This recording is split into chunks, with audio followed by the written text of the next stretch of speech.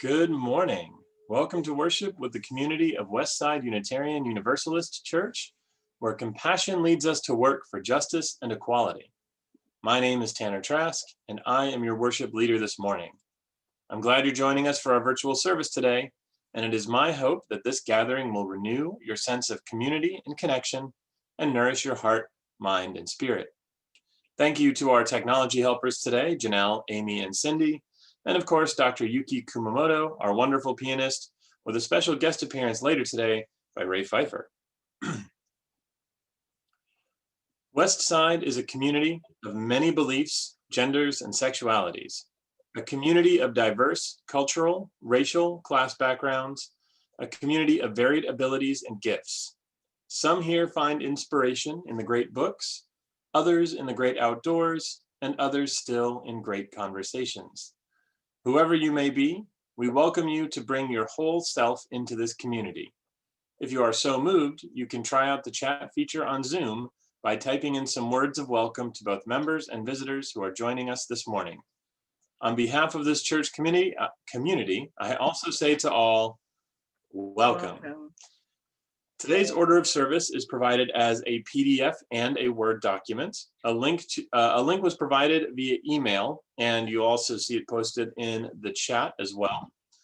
Most important is simply the opportunity to be present and connected together as the West Side community. So don't worry if you don't have the order of service, we won't leave you behind. As always, continue to watch your email inbox, the church website, and our Facebook page for updates on church programs and opportunities. You can also stick around after our service ends today if you would like to join us for virtual coffee hour. I invite you to take a deep breath and from wherever you are, settle into this sacred space that we create together each week. Now, let us worship together as we listen to this morning's prelude.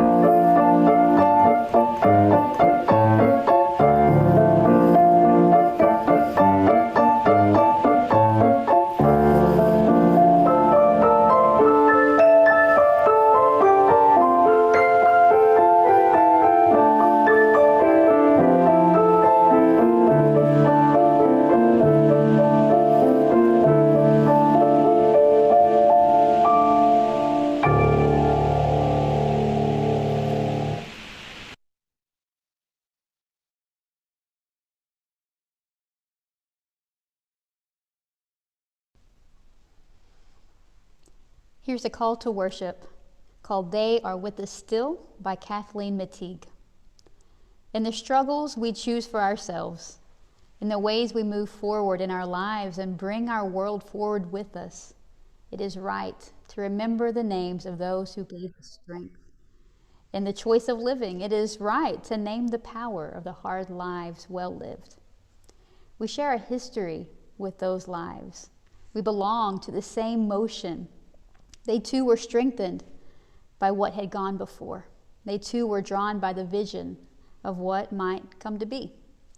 Those who lived before us, who struggled for justice and suffered injustices before us, have not melted into the dust, have not disappeared. They are with us still. Their lives hold us steady. Their words remind us and call us back to ourselves. Their courage and love evoke our own. We, the living, carry them with us. We are their voices, their hands, and their hearts.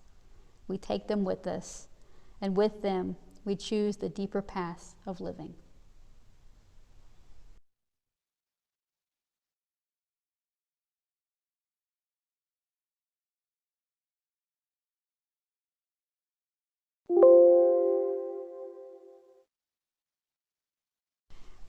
We light the chalice with the words of Florence Kaplow. As we kindle this flame, we honor and remember those who have passed into the mystery. Their brightness lives on in our vision. Their courage lives on in our commitments, and their love continues to bless the world through us.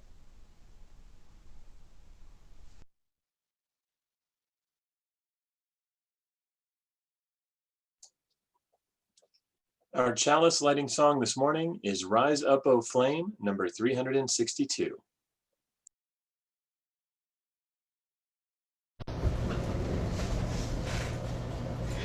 Rise up, O flame, by thy light glowing, show to us beauty, vision, and joy. Rise up, O flame, rise up, O flame, show thy light glowing, show to us beauty, vision, and joy.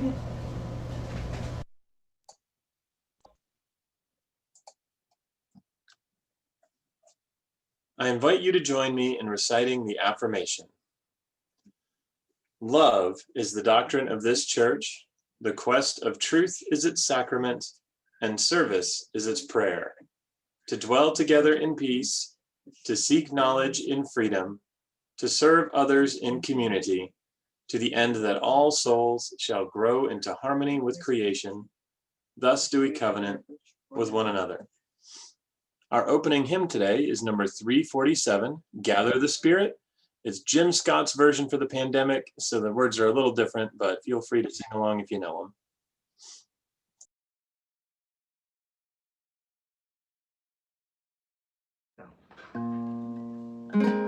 I wrote this song 30 years ago so my friend Pat Lamana could give it this contemporary message.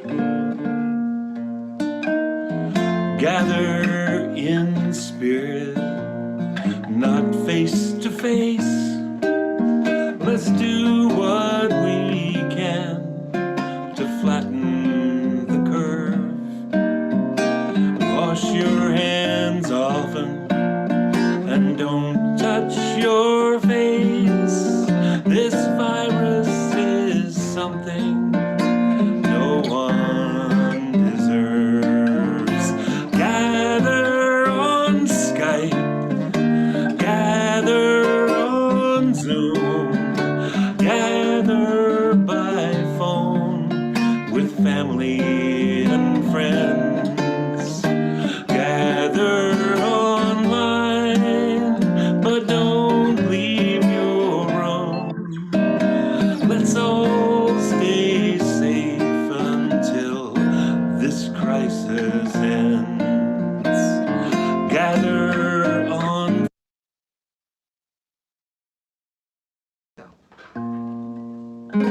Sorry I guys, wrote this technical difficulties. song 30 years ago so my friend Pat Lamana could give it this contemporary Sorry, technical difficulties. message. Sorry guys. Gather in spirit.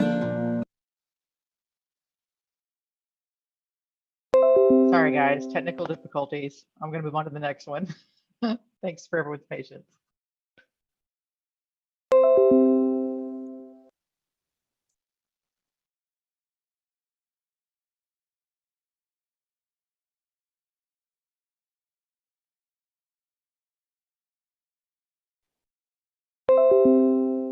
Next up, we have our Time for All Ages. I'm going to go ahead and play this slide. Julie Cecil has provided us with a great story.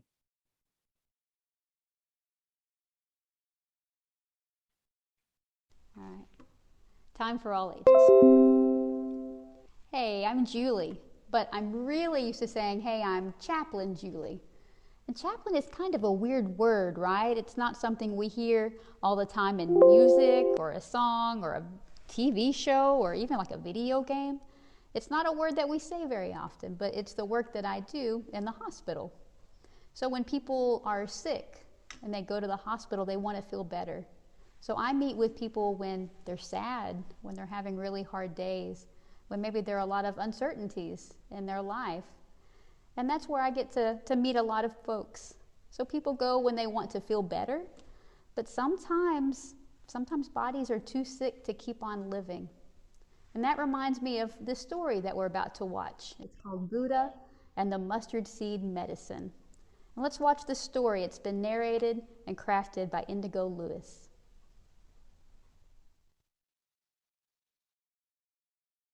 Have you ever been sad? I mean, really sad? Today's story starts with a mother who was very sad. She was sad because her child was so sick, and she loved him more than anyone else in all the world. She had bathed him and given him medicine. She did everything she knew to help her son get better.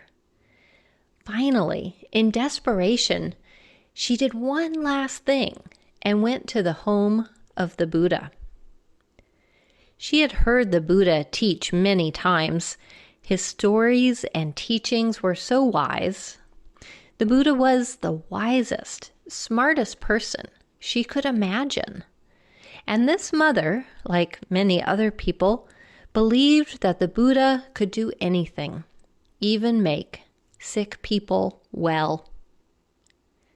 She told the Buddha how sick her child was and how she had tried everything she knew to help him get better. She said, "You are the wisest person on earth. I knew that if anyone could help my child, it would be you." But the Buddha saw that the child wasn't sick. He was dead. The Buddha knew that there was nothing he could do for the child, but he thought that perhaps there was something he could do for the mother. He told her that he could make a special medicine for the child, but that to make this medicine, he would need her to find him a rare ingredient. He would need her to bring him a mustard seed, but that wasn't all.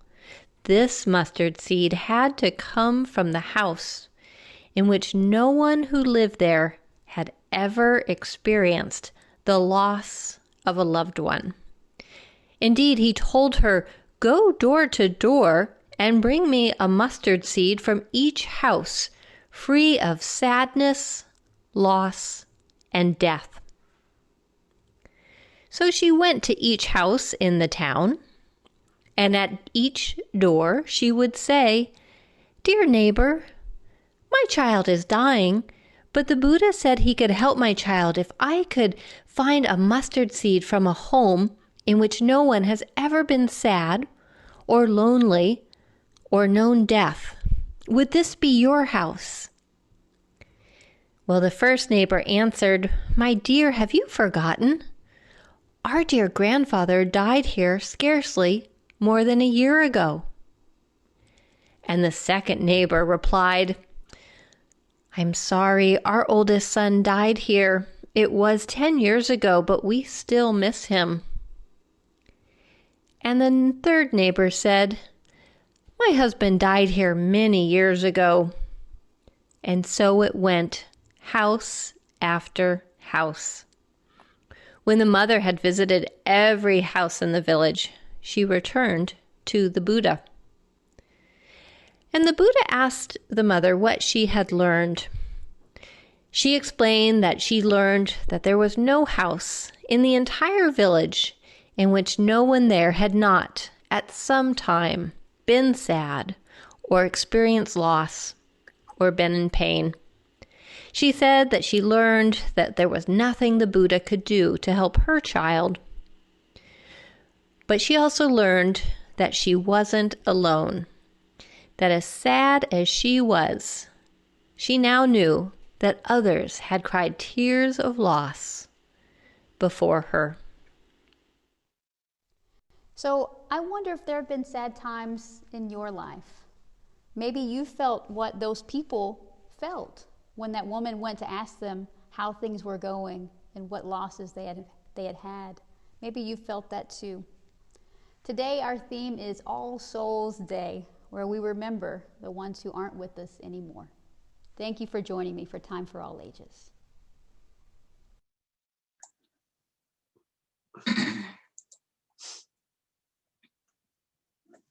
Thank you to Julie and Indigo Lewis. What a fantastic way to tell that story. Today's joys and concerns will be shared by a representative of the pastoral care team, Melissa Trask.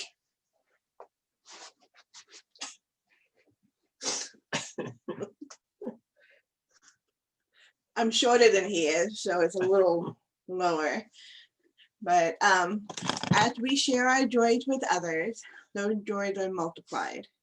As we share our concern, our community can offer its care. Please post in the chat if you have a joy or concern you would like to share with everyone today and those who will watch the recording later. Joys and concerns can be submitted at any time via email to pastoralcare@westsideuu.org or through the web form located on the Care and Support page of the church's website. This week's joys and concerns include, have one here from a joy from Myrtle McMahon. She says, I would like to thank Stephanie Jeffers for the beautifully stained glass window she created for me. It represents many religions of the world. Last year, the church auction, I bid on her creating a piece for me and she outdid herself.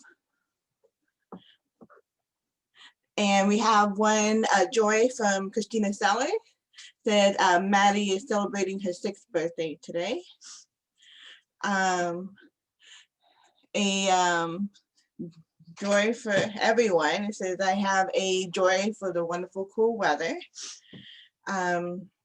Cindy Fountain has a concern. It says, sorrow and peace for Cameron Young, who lost his dad just in the last days or days. We have one from Julie Cecil. She said, I went before a committee and was granted board certification in chaplaincy, something I've been working towards for several years.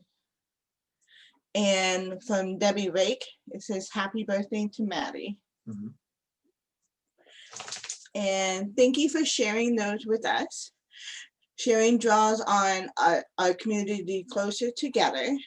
Please know that our pastoral care associates are available to support you with deep listening and, when needed, through our In-Reach Fund or short-term financial support of members in need. We are here for you.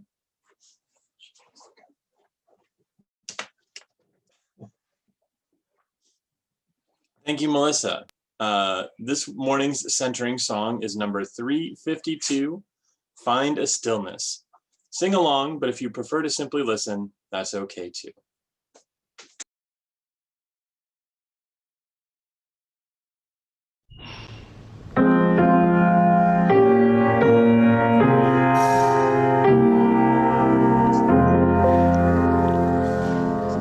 Find the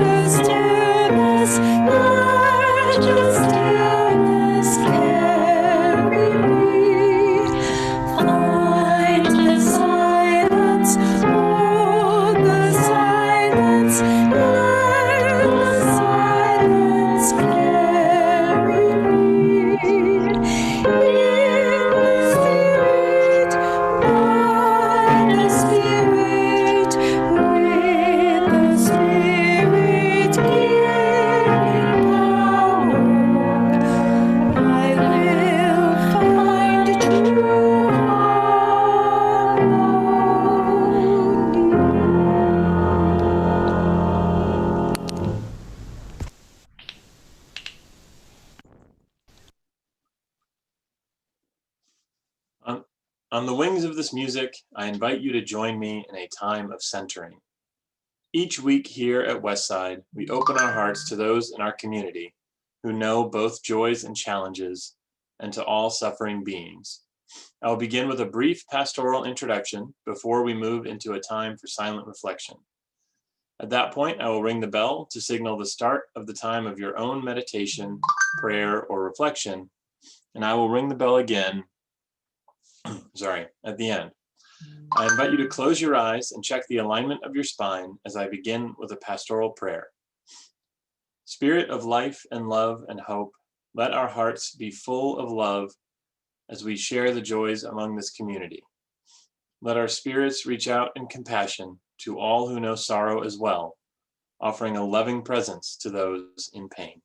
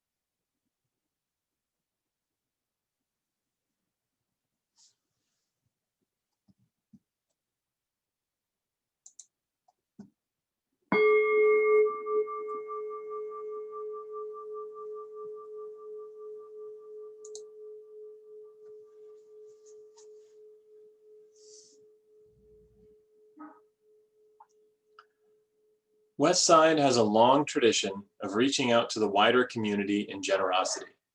You'll find guidance in the order of service, the chat, and in the afterward email about different causes to support and how you can give. In addition to giving online through our donation webpage or mailing a check to the church, you can now use the Give Plus app available through Google Play Store or the Apple App Store. This month, we want to highlight Samaritan House of Fort Worth, which offers housing to those living with HIV, AIDS, and those recovering from homelessness and addiction. Once every month for more than 10 years, Westsiders have met at Samaritan House to provide and eat a meal with Samaritan House residents.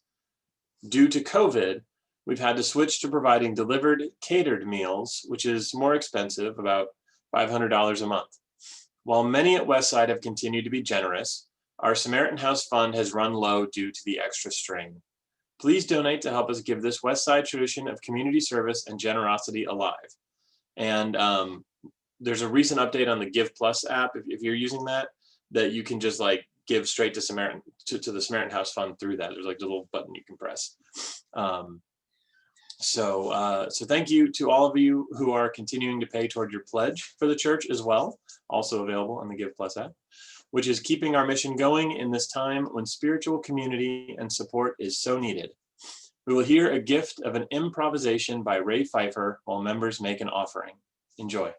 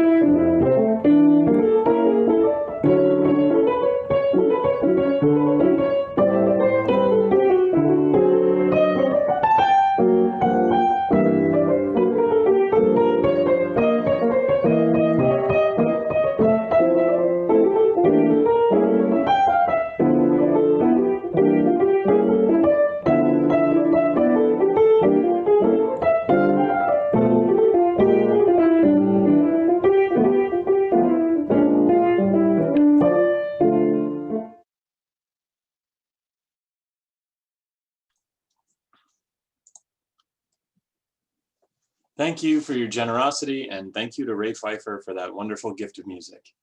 Never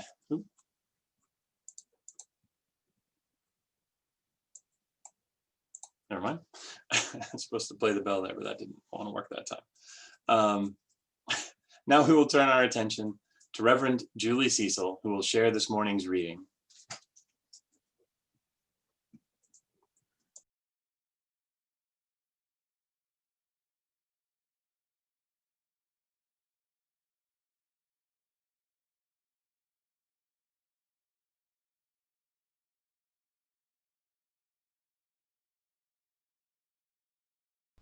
Chaplain Zach Willett offered this statement. He said, "Science tells us that language began 40,000 years ago." So that's a really long time ago. But consider this. What he said was that there's archaeological evidence that the first ritual burial by humans was at least 100,000 years ago. So he says it's in our DNA to care for our deceased.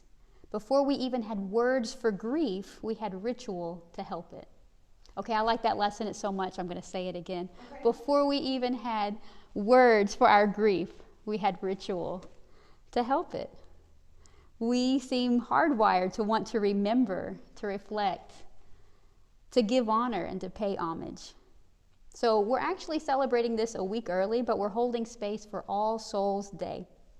I didn't grow up with this as part of my faith formation, but I did grow up in the South. So that means that I am very familiar with funerals and potlucks and caravans to cemeteries. Maybe you, like me, if you're from this area, you have pulled over to the side of the road and seen all the string of hazard lights blinking while the motorcycle cop went with the procession. And we pull over to show our respects. So I was the youngest child of the youngest child. So even before I was a teenager, I had been to more funerals than I could even count. I grew up with death, but my faith formations, they didn't honor All Souls Day. Maybe if you were raised Catholic, maybe this is a service that you would have celebrated every year.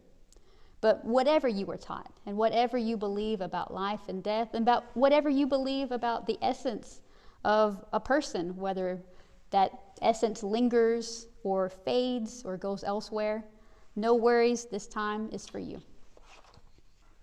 So while I was reading and preparing for the ministerial fellowship process, a long process, I kept a lot of journals. And this is one of them. And I found something that I think goes into a service like this for All Souls Day. In the most unlikely of places, I was reading a book called The Premise and the Promise, The Story of the Unitarian Universalist Association by Warren Ross. So just from that title alone, it doesn't feel like there would be anything in that book that would sound like an All Souls service. But here's what I took away from page 201 of that book and wrote into my handy little notebook that I kept. It says this. It says, "So then what is the glue that holds yous together? Perhaps we can find a clue in the way we conduct memorial services. It's not that we say we celebrate a life or share our remembrances. Others do that. It may be what we don't do. We don't offer false comfort. We don't recite rote prayers or follow empty rituals. What we do instead is to strive above all to be honest. Honest about the person that we're commemorating, honest about our grief and about our sense of loss, honest about our confusion in the face of death, without claiming to have a monopoly on the answers." I love that. I think that is exactly true. I love our UU faith, and honestly, the time where I feel that love the most is at a memorial service, at a funeral service. So what food for thought does this passage give us? I noticed 3 insights that I'd like to lift up today. So the first, we find space to reflect and remember. We celebrate life and we share our remembrances, and that's not unique to us, but we do it pretty well. So sadly, I've been to funerals where the person giving the service could not remember the name of the person that they were honoring. I've been to memorial services where the person who was there to be honored was upstaged by a certain doctrine. I probably shouldn't have kept track with how many times Jesus was mentioned as opposed to the person's name. And as I kind of kept a tally in my head, she was not winning. And in this age of pandemic, you know that it's hard. It's hard to remember our loved ones. It's hard to have those funerals, those times to grieve together. It's hard when we can't gather. That's been devastating for so many. And the distance can feel heartbreaking. And as you use, we love and value the interconnected web. But we've found ways to keep finding ways to virtually connect, and we're doing it today. And we found ways to hold our memories together, even if together feels far apart. So as I remember those from my circle who have died throughout my life, I brought some reminders that I'm going to show you in a little bit. And I invite you to get your reminders of the people in your life that have meant so much to you. So if you would like, go ahead, start typing in the chat box what you might be gathering around you as we share this next time together. So I told you I brought some things with me that remind me of those who I have lost, while you are gathering those things that remind you of the people that you've lost. So some of my things, my granny. I loved my granny, and my granny loved me, and we spent good time together. This is her when she was young. I don't know, maybe 10 years old. And then this, when she was cool in the 70s, this was a beautiful Afghan that she made for me. From my spouse, Tracy, this was her dad's ball glove when he played baseball. Toppy was one of my assisted living residents, and she started painting when she was 90, and she gave us some of the works of her hands, beautiful things. She got to have an art show too, even when she was 90 years old. And this may be one of my favorites. So my friend Wilma won this in a bingo game that I called when I was at the assisted living. Full disclosure, I actually got this when I caught it at a pride parade, and I gave it away as a bingo prize. She kept it as kind of a hood ornament at the front of her walker, and she would let me take it on vacation with me. So when I would travel around, I would take the little yellow bear, and the little yellow bear's been a lot of places, and it's been photographed all over. And when Wilma died, I got the little yellow bear at her funeral. So those are some of the things that are meaningful to me of the people that I've lost. So I look forward to seeing what you share in the chat box. Next, though, you were invited to share some photographs of people maybe who have died in this year, or beloved pets, or different people even in just culture and our world that have died in the year. Nikki Kennedy has lovingly put together a slideshow that we will watch now. So if you just want to take a deep breath, we'll watch the slideshow as we hear Dr. Yuki's beautiful music.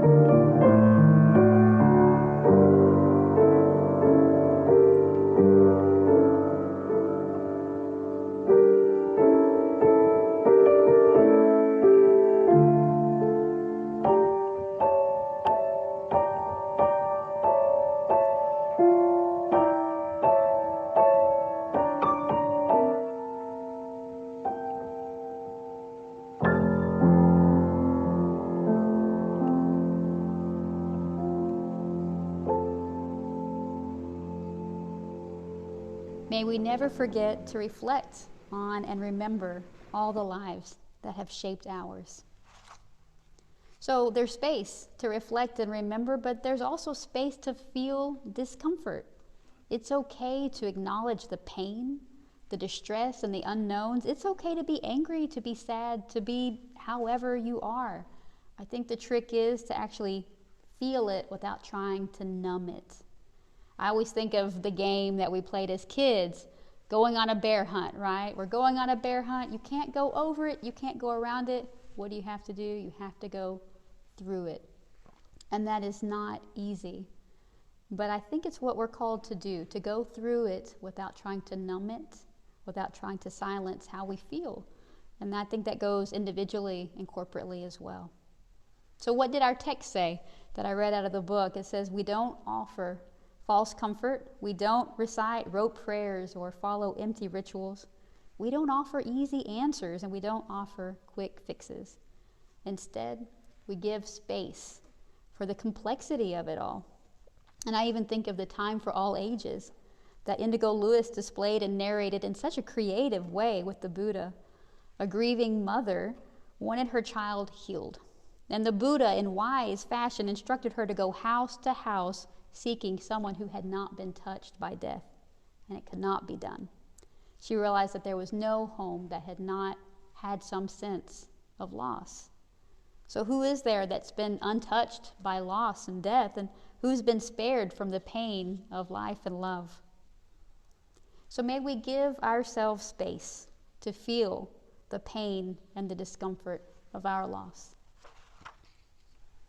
So we value the space to reflect and remember. We find the space to feel our discomfort. And finally, we find the space to be honest. In high school, I loved the book Ender's Game from Orson Scott Card. And I know in the past Orson Scott Card has said some questionable things about some marginalized communities, but honestly, that doesn't take away from my favorite quote from Ender's Game, and actually maybe adds to it a little bit. So at the end of Ender's Game, it's a science fiction book. The main character finds a new role about being the speaker for the dead.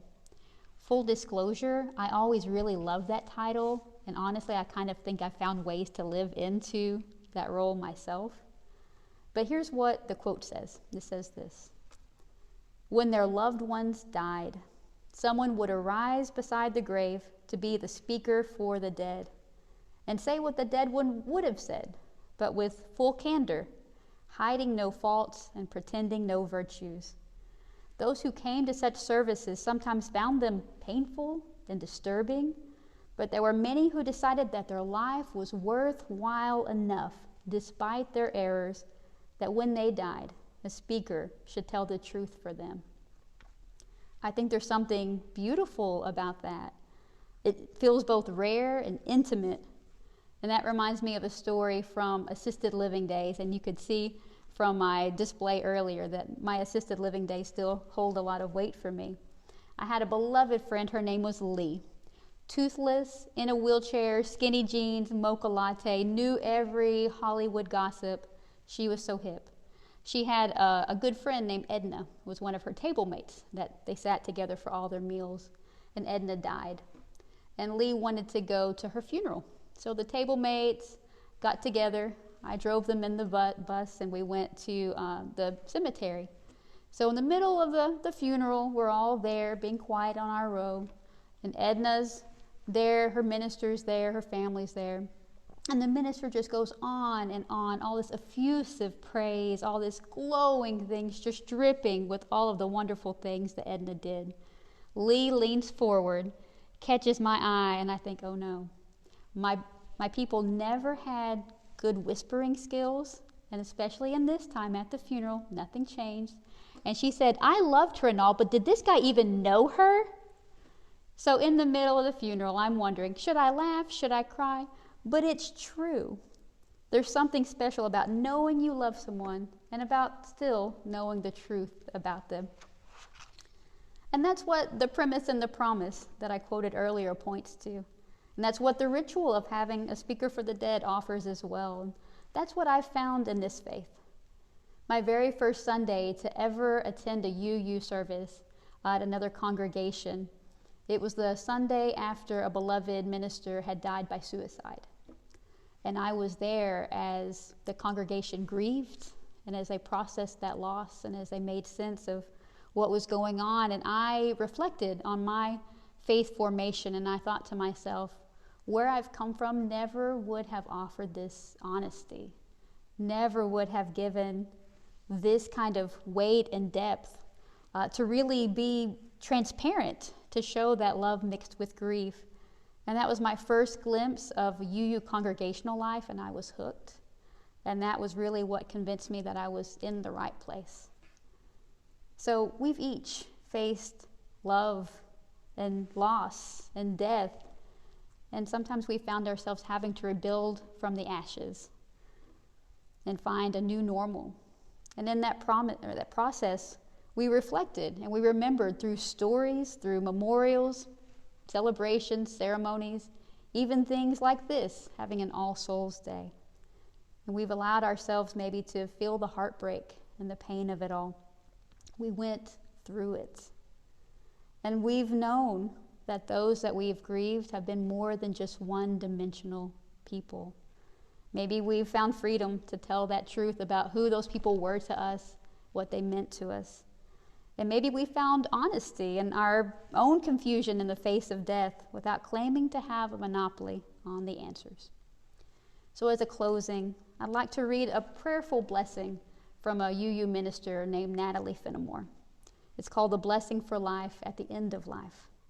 If you'd like to close your eyes, you're welcome to, but you can keep those things around you. Maybe you have a blanket from a beloved person wrapped around you or something that reminds you. And if you want to hold that close in this time, that's just fine. We offer blessings for life and the end of life. Blessings for the dying, blessings for the caregiver holding love and carrying burden. Blessed is the body, youth claimed by death, elder claimed by death. Blessed is the creation moving toward one ending in order to begin again. Let us bless the wake, the gathering, the gathered, Shiva. The food brought and cooked and delivered, whether eaten or not. Bless the toasts, the drinks crashing down throats, the drinks shared with the ground in remembered friendship. Blessed are the stories told with tears and loud, loud laughter. Blessed the hair cut short, blessed the hair grown long in mourning. Blessed is the black from mourning, blessed is the white worn from mourning. Blessed is the body wrapped for grieving, blessed is the showing of pain, blessed is the celebration of life. Bless the ashes, bless the dust, bless the grave digger, bless the dirt and feel it in our hands. Bless the stones on the grave, the flowers, the headstone, the monument. Bless the inscription, bless the naming of the dead. Blessed are those memories. Bless those who feel hurt and hate, anger and sorrow, fear and confusion, compassion and love. Blessings to our knowings of death. May all be blessed. May all be held. Blessings on life's journey. Amen.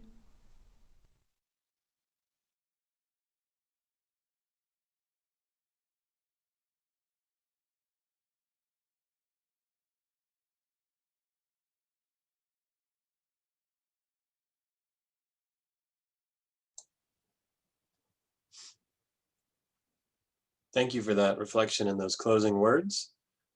We are going to closing hymn. Went too far in the script. I invite you to join us in singing our closing hymn, number 131, Love Will Guide Us.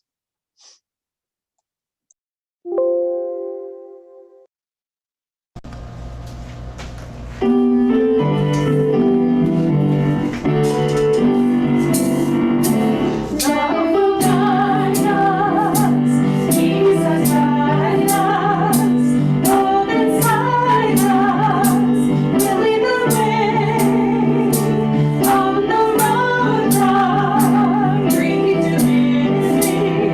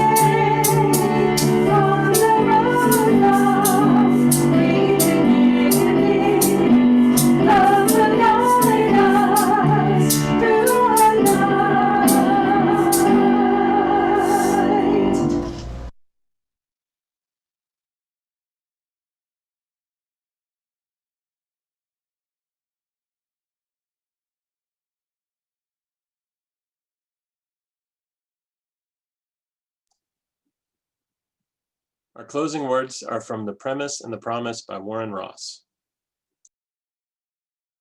I leave with the closing words adapted from page 201 of The Premise and the Promise by Warren Ross.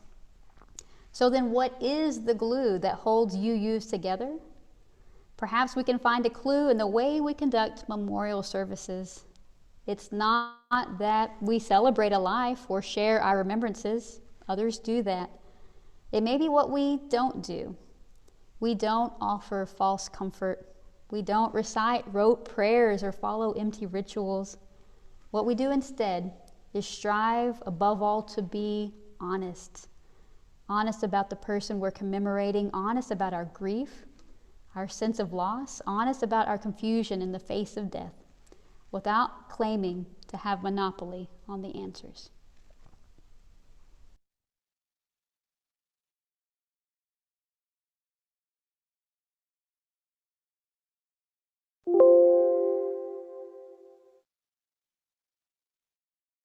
I extinguish the chalice with the words of Lee Hubert. Lighting a candle is somewhat like the beginning of life. If that is true, then perhaps extinguishing a candle is like the ending of a life. But death may not be the end of us. We live on in the memories of friends and loved ones. The influence we possessed in life works on, moving persons or causes forward. Let us not forget that most candles have more than one life, and so perhaps may we.